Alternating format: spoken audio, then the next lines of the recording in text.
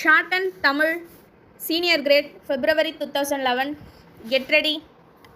Start. தலைவர் அவர்களே, மாண்புமிகு நிதி அமைச்சர் அவர்களால் கொண்டு வரப்பட்டு இருக்கும் இந்த வரவு செலவு திட்டத்தை நான் வரவேற்கிறேன்.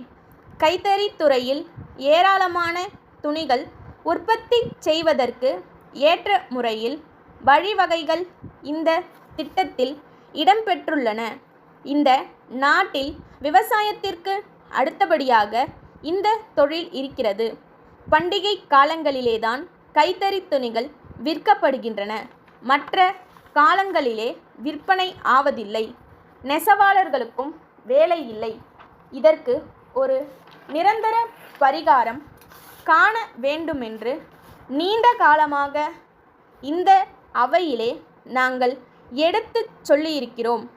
ஆனால் அந்த பிரச்சனையில் இதுவரையில் தீர்வு காணாத நிலை இருக்கிறது. இதற்கு ஒரு நல்ல சட்ட வடிவம் அமைத்து நெசவாளர்களுடைய வாழ்க்கை தரத்தை உயர்த்தி கொடுப்பார்கள் என்ற நம்பிக்கை இந்த நிதிநிலை அறிக்கையிலே காணப்படுகிறது. கடந்த முறை ஆளுநர் உரையின் மீது பேசுகிற போது நூல் விலை ஏறிக்கொண்டே போகிறது என்று சொன்னேன்.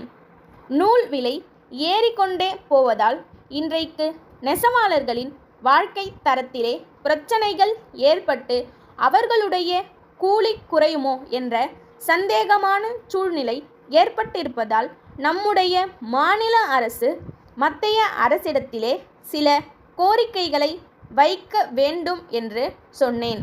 மத்திய அரசில் இருக்கிற மாண்புமிகு அமைச்சர் அவர்கள் நூல் விலையை விரைவிலே குறைப்பேன் என்று பாராளுமன்றத்திலே சொல்லி இருக்கிறார்கள்.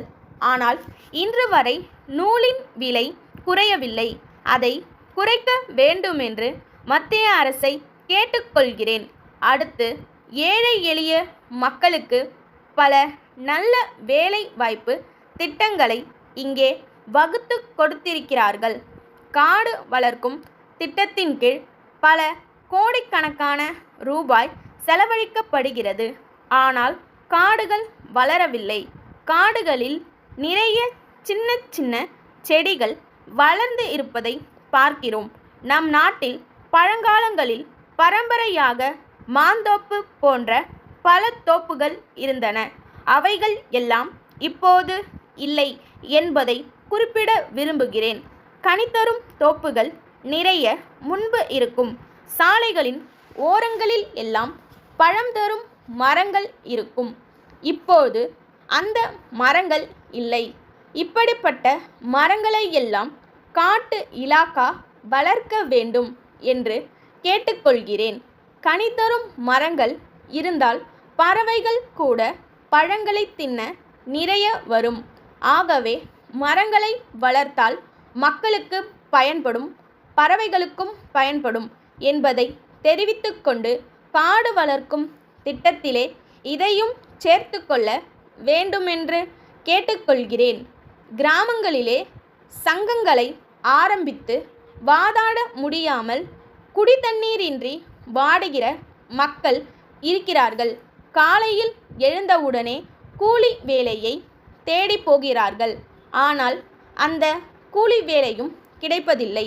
அவர்களுடைய வறுமையை போக்கிட மத்திய அரசு திட்டத்தின் கீழ் கோதுமையை கொடுப்பது என்றும் ஒரு நாளைக்கு 3 ரூபாய் கூலி கொடுப்பது என்றும் ஒரு திட்டத்தை நமது அரசு கொண்டு வந்திருக்கிறது.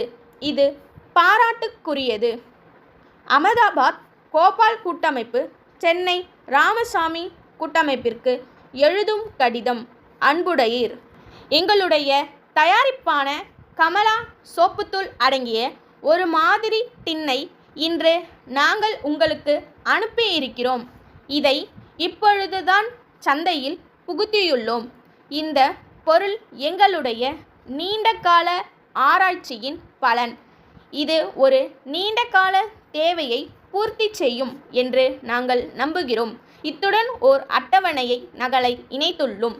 அதிலிருந்து இந்த பொருட்களின் நல்ல அம்சங்களை நன்கு அறியலாம். இது மிகவும் சிக்கனமானது. தண்ணீரில் உடனே கரைந்துவிடும். எல்லா வகையான துணிகளையும் சுத்தம் செய்துவிடும். மேலும் இது துணிகளுக்கு நீண்ட ஆயுளை கொடுக்கும். நம் நாட்டின் பல பாகங்களிலிருந்தும் இது குறித்து தகவல் கேட்டு கடிதங்கள் வந்து கொண்டிருக்கின்றன. இதனுடைய நல்ல அம்சங்களை முன்னிட்டு இது விரைவில் விற்பனையாகும் பொருள் என்று தோன்றுகிறது. இப்பொருளை நாங்கள் உங்களுக்கு 15 விழுக்காடு தள்ளுபடியில் விற்க இசைவு தெரிவிக்கிறோம். இந்த இசைவை கவனத்துடன் பரிசீலனை செய்து தங்களுடைய தேவைகளை தெரிவித்தால் நாங்கள் உடனடியாக ஆவணம் செய்ய தயாராக உள்ளோம். தங்களுடைய பதிலை எதிர்பார்க்கிறோம். தங்கள் நம்பிக்கையுள்ள ஸ்டாப்.